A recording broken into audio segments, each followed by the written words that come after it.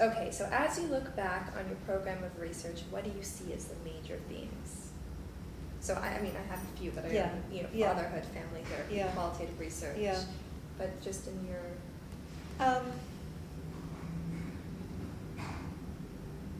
Well, I would say certainly, first of all, power. Empowering the participants, whether it's empowering mothers and fathers through doing fathering research, because all of our research is qualitative, you know, which was another fight. And Carl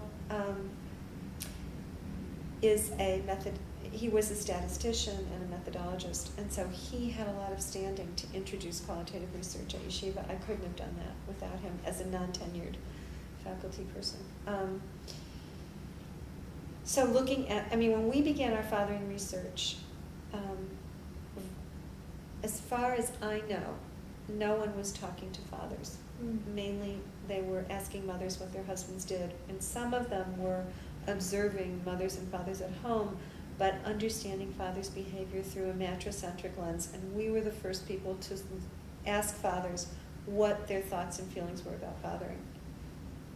So, and every focus group we ran, at the end, the fathers felt so empowered and wanted us to stay with them and have more. And So because where do men talk about their children with other men? Right. Even now, you Right. know, 13 years later.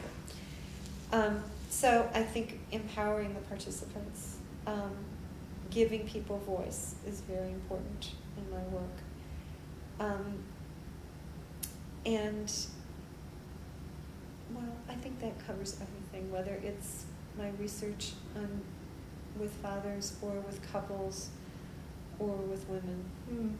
That's the Okay, point. so that sort of connects to my next question about what exactly is feminist family therapy? Well, feminist family therapy is thinking about how behavior is both personal and political, and how to equalize power in personal relationships. For example, my good friend Thelma Jean Goodrich, with whom I edited the Feminist Family Therapy book, you know, will ask us to think about, is sex in marriage totally non-coercive? When men are bigger and stronger, usually make more money, you know, how much power does a woman have to say no as much as she wants to? And I don't know anybody else who's taking on that question other than Thelma Jean. And those are the kinds of things that I work with my clients to think about as well. So, does that answer your question? Yes. Okay. Yeah, are there any basic tenets, would you say, to family feminist therapy? Like, are there any just foundational things that are always true across the board? Power, I guess, power analysis is one. Power analysis is one. You know, how much is socialization and how much is biological stereotypes? Always looking at that. Challenging both men and women to think about their stereotypes and Okay.